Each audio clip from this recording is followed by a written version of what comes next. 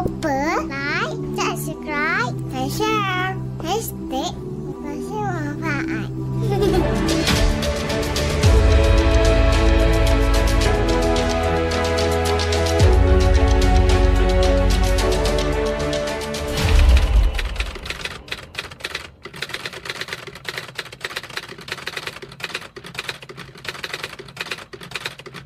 Untuk recall balik, apakah yang berlaku dalam surah At-Tariq?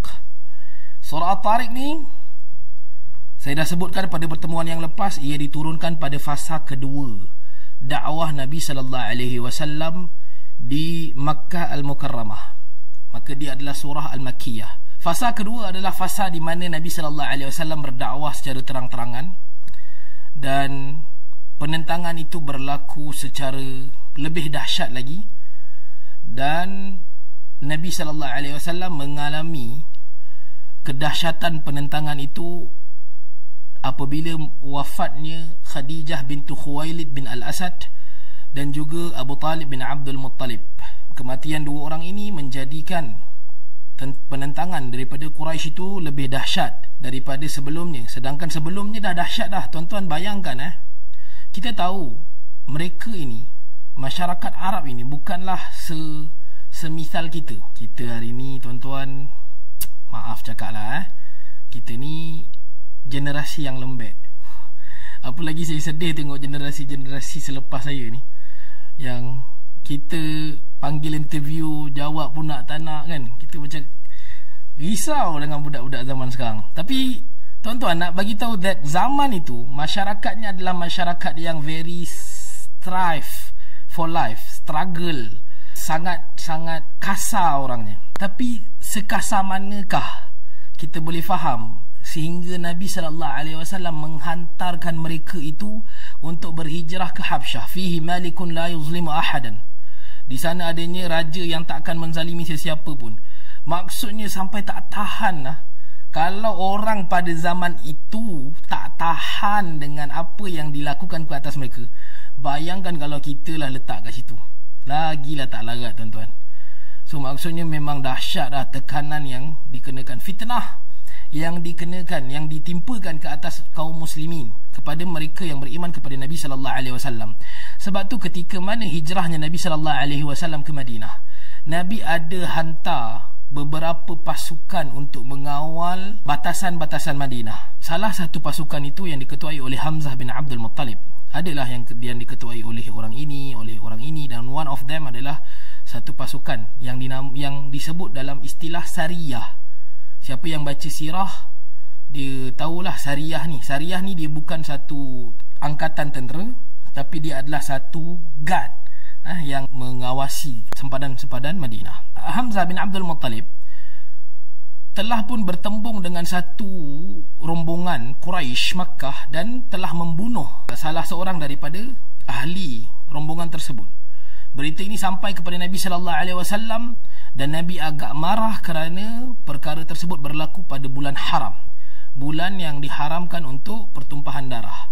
Namun Allah Subhanahu wa taala mengizinkan perkara itu dengan menurunkan wahyu daripada suratul Baqarah. Kata Allah Subhanahu wa taala, al-fitnatu ashaddu minal qatl. Nanti kita akan lalu, sebab kita belum masuk lagi surah Al-Baqarah, kita masih lagi dalam version surah-surah pendek. Nanti kita akan pergi daripada kulit ke kulit daripada surah Al-Baqarah, kita akan lalu ayat ni.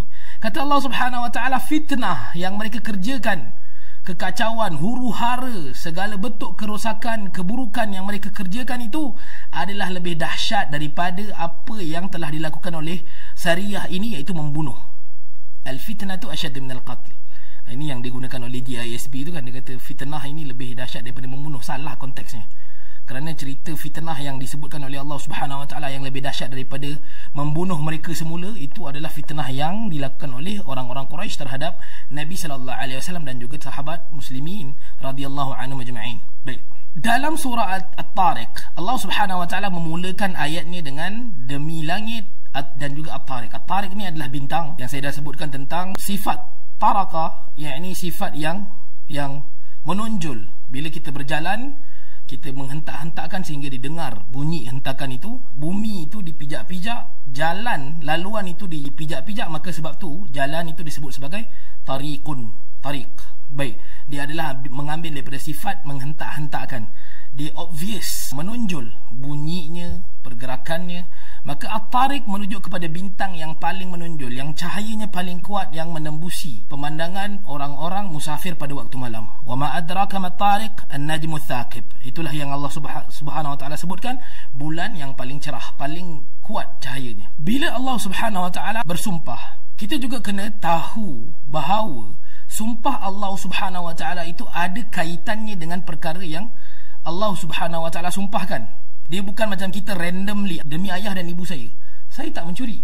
Dari sudut bahasanya tak salah, tapi adalah lebih tepat dan lebih cantik untuk kita bersumpah dengan sesuatu yang ada kaitannya dengan perkara yang kita nak sumpahkan. Sebagai contoh, kita nak bagi tahu yang saya tak curi motor itu. Jadi kita gunakan uslub ataupun gaya bahasa sumpah tu dengan cara, demi duit yang saya ada yang sangat banyak ini, saya tak mencuri motor itu.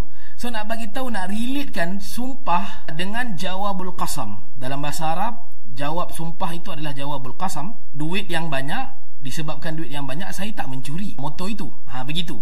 So Allah Subhanahu wa taala bersumpah dengan langit dan juga bintang yang paling terang. Wa ma adraka mat-tariq. Adakah engkau tahu apa itu At-Tariq, bintang yang disebutkan sebagai Tariq itu?